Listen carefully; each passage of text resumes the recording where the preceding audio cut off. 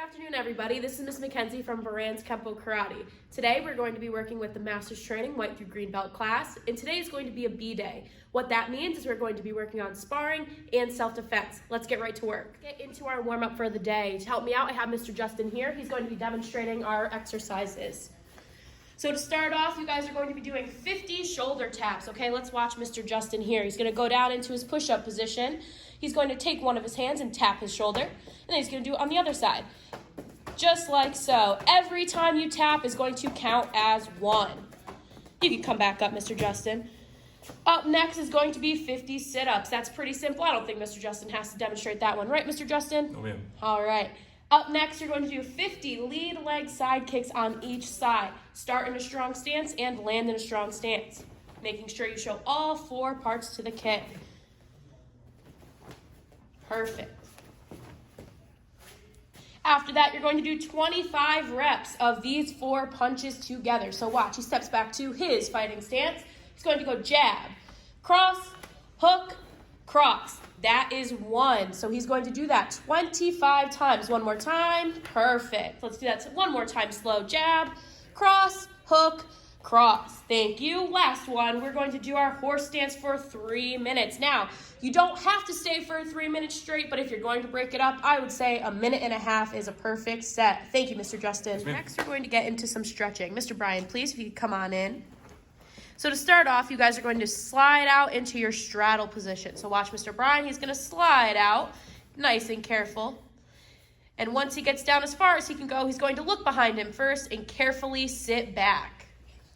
From here, he's going to reach down to the center. He's going to count to 10 in a fun way, doesn't matter how. After he does that, reach down to one side, count to 10, and to the other side one more time. This time, I want to challenge you, count to 10 in a different language if you know one. Thank you, Mr. Brian. You could stand up. Up next, we're going to stretch out our arms a little bit because we are going to be working on sparring today. So first, he's going to take his arms, put them out by his side, and he's going to do some arm circles. I challenge you to start pretty small, going one way, make them a little bit bigger, and then super big. Switch that direction, going super big, make it a little bit smaller, a little bit smaller, a little bit smaller, and super small. And then the last one, you're going to bring one arm over the other. Hold that for 10 seconds and switch. And there you have your stretch. Thanks, Mr. Brian.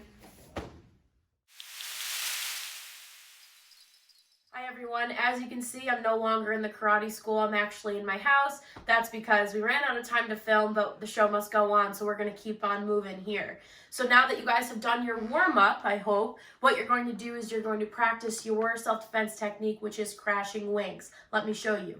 You're going to step out 1, 2, 3, and 4. So the attack for that self-defense technique is a bear hug from behind with your arms free. What that means is instead of your hands being by your side, your hands are free to do whatever they please.